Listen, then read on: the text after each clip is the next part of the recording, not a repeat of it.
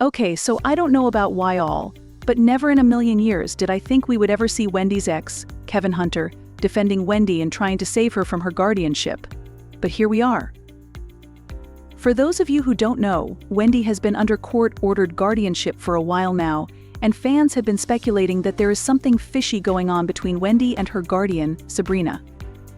Well, Kevin is now claiming that Sabrina has been allegedly stealing from Wendy and selling Wendy's personal belongings to get some of her money. Kevin is not standing for it, so he is fighting Sabrina for everything, determined to expose her once and for all. Why all? Get into this drama because I don't know if Kevin is here to play with Sabrina, but I don't know if he's really down for Wendy. Okay, so at this point, I think we can all agree that there's something seriously shady going on with Wendy Williams. Wendy has been out of the spotlight for a while now, and it's no secret that she hasn't exactly been raking in the cash lately. Normally, this wouldn't be a big deal since she's been hustling since the 90s, and she should have a nice financial cushion, right? But these aren't normal times. Wendy is under court-ordered conservatorship, meaning she can't touch her own money. The court put a woman named Sabrina Morrissey in charge of Wendy's finances, and this decision has sparked a lot of controversy. Many believe Sabrina might be exploiting Wendy, and Wendy's ex-husband Kevin Hunter is now claiming that Sabrina has been straight up stealing from Wendy. But things got even sketchier a few days ago when news broke out that Wendy Williams' New York penthouse was sold for a shockingly low price. This caused fans to start investigating, and it's not looking good at all. Now, for those of you out of the loop, this whole mess started when Wells Fargo, Wendy's bank, blocked her from accessing her accounts. They claimed that she was incapacitated and unable to manage her finances, but Wendy fought this decision tooth and nail, insisting she was perfectly capable. However, the bank stood firm, and they managed to get Wendy placed under conservatorship. Unfortunately, Wendy lost the fight and ended up under court-ordered conservatorship. Her family was the first to speak out, with her brother revealing that they were kept in the dark about Wendy's situation. When news broke that Wendy was starting a podcast, her brother didn't hold back. He accused Sabrina and Wendy's team of exploiting her and pushing her to work when she wasn't in a position to do so. According to him, if Wendy couldn't handle her own money, then how on earth was she well enough to start a podcast and do other stuff? Yeah, the math wasn't mathing. He said, "This is not a woman who is in the right frame of mind to get a show going. Why are you even here? Do you see the condition she's in? Does it look like she's ready to start a podcast, for goodness sake?" It doesn't. Whatever they do with it, they're going to do, it's going to be sad. I can't blame Wendy for anything. I want her to get better. She's not better, so I can't be mad at her for any of this. There were more reports that Wendy was being kept away from her family, but the situation got worse when we found out that Wendy was selling off her personal items. An insider leaked this, saying Wendy has been calling people asking them to help her sell all her stuff. She is asking for recommendations on places that can sell furniture for you. The insider added that in her preparation for her move, she wanted to see how she could list items in her home, which could potentially include her iconic purple chair among other keepsakes. Yeah, the situation was baffling. If there was one thing that we knew about Miss Wendy Williams, it was her deep affection for her purple chair. She adored that chair more than anything. It was one of the few items she fought to keep from the set at the Wendy Williams show after she got fired. So why on earth would she suddenly decide to sell it? Well, that purple chair held so much sentimental value for her, and Wendy's attachment to it was well known. It was practically her trademark. The chair had been with her through countless episodes, countless interviews, and countless stages of her life. It was a symbol of her time on the show and a piece of her legacy. But when Wendy was let go from the show, she didn't just walk away with her personal belongings. No, she made sure to secure that chair. That's why the news of her selling it is so surprising and just didn't add up. Was she in some type of financial trouble? Was she trying to make a statement? Or did her guardian sell it out from under her nose without her permission?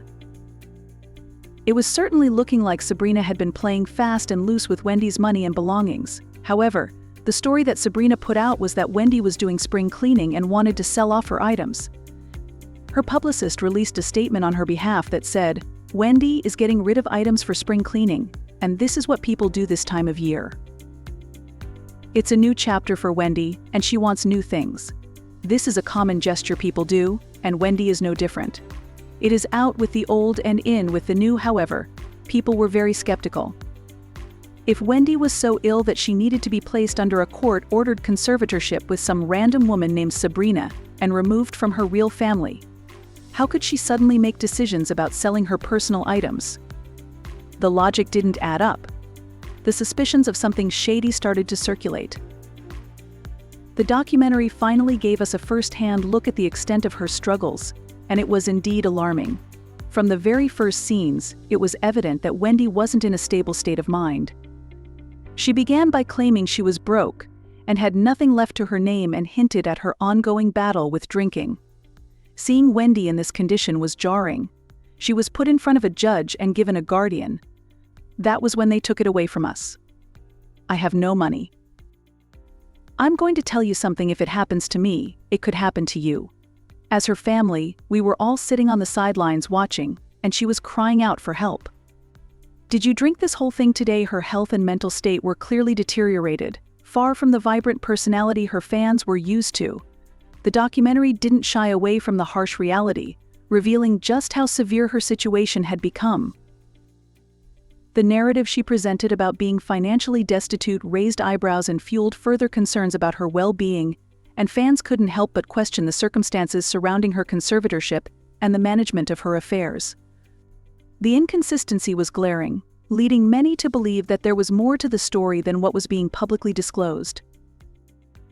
In the same documentary, her son Kevin Jr. also claimed that he didn't believe the guardian was taking care of Wendy and thought that she was leaving Wendy open to being taken advantage of. The guardian has not done a good job of protecting my mom, my life right now. She's weak and vulnerable, and she needs to be around people who aren't going to take advantage of that. But interestingly, back in 2022, Wendy's ex Kevin Hunter was the first to call out her guardian, Sabrina, for taking advantage of her. At the time, we didn't really listen to what he had to say because he was also fighting to get his hands on Wendy's money. He said, Wendy was in rehab, and these people just stopped depositing my money cold turkey. These people have tried to starve me out. At the end of the day, I earned that money, and I'm not letting them take it. I know she is not in a good place, and she is surrounded by people who are taking advantage of her condition, including this so-called guardianship. He then demanded to see her bank statements going back a couple of months, but Sabrina did not oblige, and Kevin was convinced that Sabrina had allegedly been misappropriating Wendy's money. Wendy's state in the documentary was so concerning that people immediately started demanding answers. Her sister and niece then came forward, claiming that Sabrina had cut Wendy off from her family.